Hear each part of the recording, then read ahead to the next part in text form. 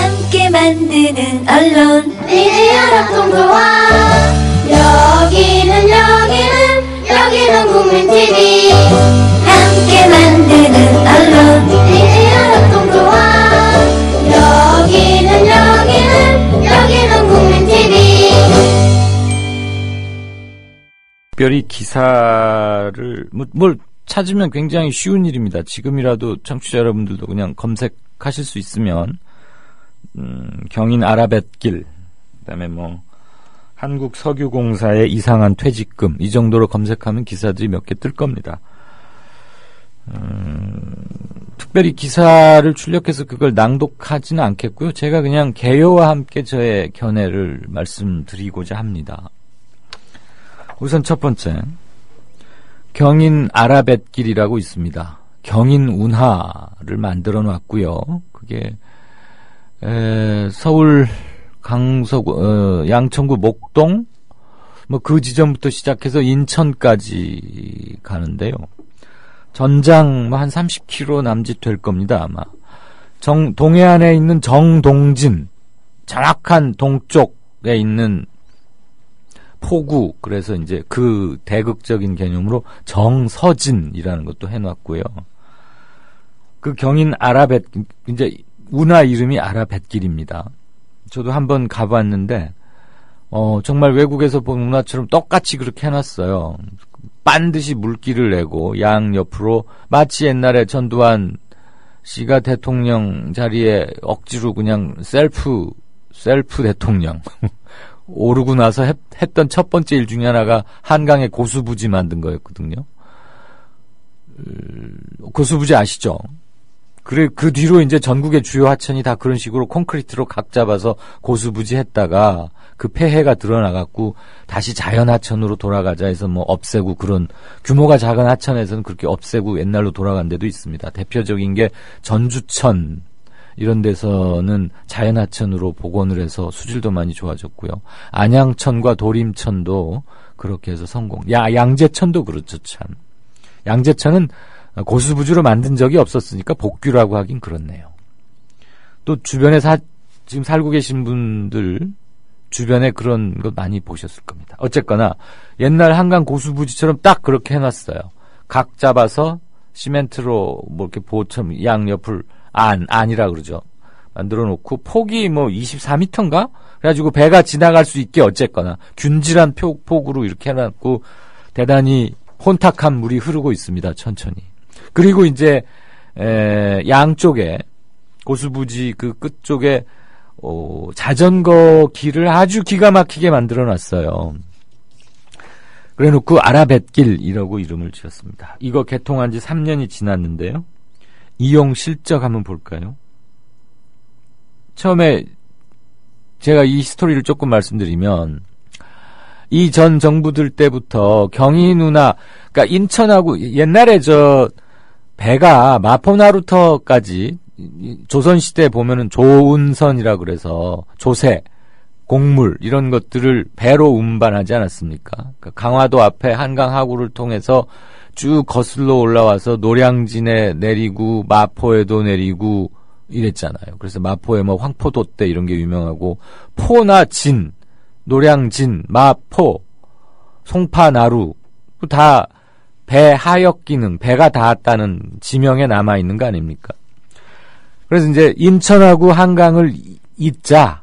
그래서 김대중 정부 때인가 그 전 정부 때인가 누가 아이디어를 내가지고 그렇게 시작을 하다가 경제성도 없고 이거 해봐야 꽝이다, 이용도 안 되고 돈만 버리는 거다, 그래서 공사를 하다 말았어요.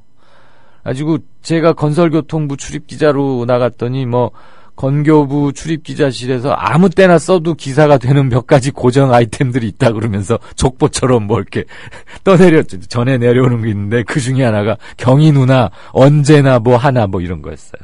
그러니까 공사를 폐기하면 중단할 거면 완전히 스탑하고 옛날로 복원을 하든가 아예 포기를 해야 되는데 땅을 파다 말았거든요. 그 상태로 방치가 되니까 얼마나 또 문제입니까? 그래서 급기야 이거를 이명박 정부 때 4대강 사업이 처음에는 운하 개념으로 됐잖아요. 그래서 하려던 운하가 있다. 경인 운하를 마저 완공시키자. 그래가지고 이제 시작을 한 겁니다. 그래서 3년 전에 완공이 됐으니까 이명박 정부 말기 때 이게 개통이 됐죠. 근데 그 이용 실적 한번 볼까요? 예상치에 못 미쳐도 아주 한참 못 미칩니다. 애초에 예측한 물동량 대비 실제 물동량은 9%에 불과합니다. 그러니까 배가 100척이 다닐 거다. 아니 100톤의 화물이 다닐 것이다. 그럼 실제 10톤도 아닌 9톤밖에 안 다녔다는 겁니다. 그다음에 그 끝부분에 가면 끝부분은 아닌가요? 청라 지구 그쪽에 가면 이제 화물 터미널이 있어요. 여객선 터미널. 승객 화물 터미널이죠. 이름이 김포터미널인데 김포터미널 이용률이 놀라지 마십시오. 0.05%입니다. 그러니까 전혀 이용이 안 되고 있는 거죠.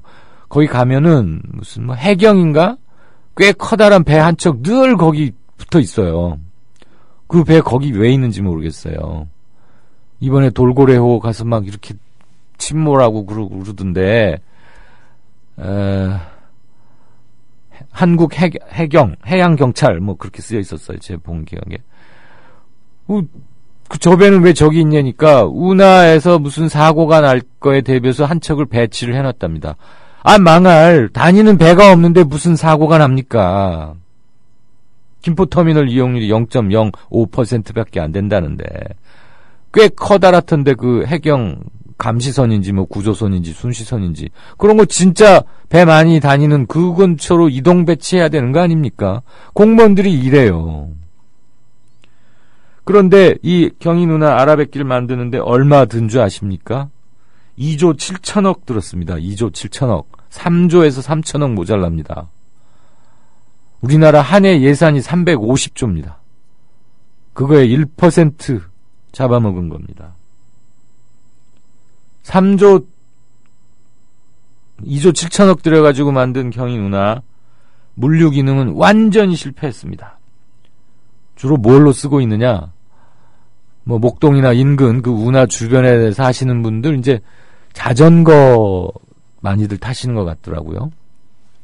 건강에 좋다고 하니까 그건 좋은데 자전거 타고 하려고 무려 3조를 쓸 필요는 없지 않습니까? 근데 아무튼 운하구 4대강이 구간에 그 자전거 타고 다니는 사람들은 누구예요? 이재호 이명박 대통령 시절에 방귀깨나 꼈던 그 이재호 의원하고 이명박 본인 이상한 곡을 쓰고 4대강 4대강 거기 자전거 타고 가는 사진이 한때 트윗인가 SNS의 유행이었죠. 그랬더니 어떤 사람이 그거에 캡션을 이렇게 달았어요. 범인은 반드시 현장에 나타난다. 그걸 보고 제 기가 막 기발하다 그랬는데 이 경인 아라뱃길 말이에요. 이명박 정부 시절 4대강 운하 구상하고 맞물려서 10몇 년 동안 방치되다가 급피치를 올려가지고 후다닥 만든 거예요. 사업성이 없다고 10몇 년 동안 방치해둔 이전 정부들도 문제긴 하죠. 결단을 내려서 이전 복원을 하거나 했어야 되는데 그냥 방치해두니까 경인 운하여가지고 인천시하고 서울시하고 또 행정구역이 관할구역 겹치거든요. 그래서 막 둘이 서로 관할권 놓고 투닥투닥하고 누가 고칠래 어쩔래 이러고 그러다가 그냥 중앙정부에서 개입해가지고 이거 3조가량 들여서 2조 7천억 들여갖고 후다닥 완성했거든요. 그런데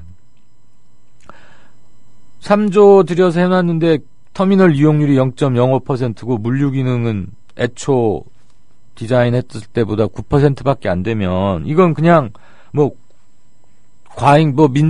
잘못 수요를 예측했다. 정책의 실패다. 이렇게 하고 끝낼 일이 아니죠.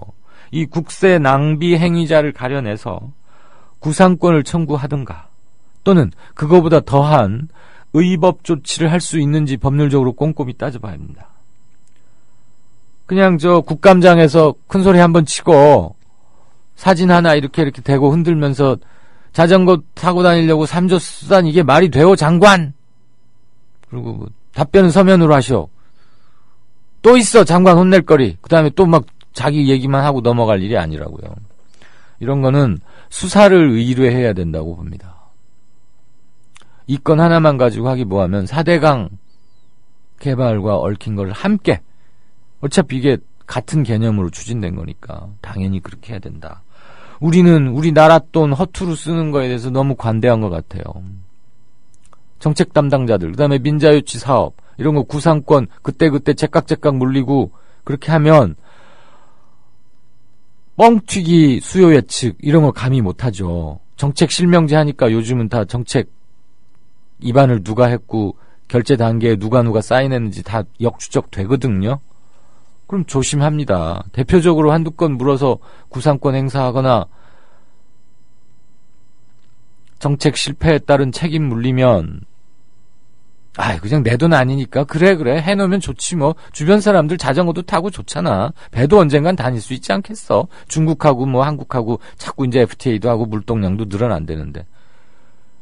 FTA 하면 중국 배가 거기를 왜 들어옵니까? 인천에서 바로 경인고속도로 타고 와버리면 되는데 그 경인 운하를 하고 와봐야 한강에 오면 하역 기능이 없어요.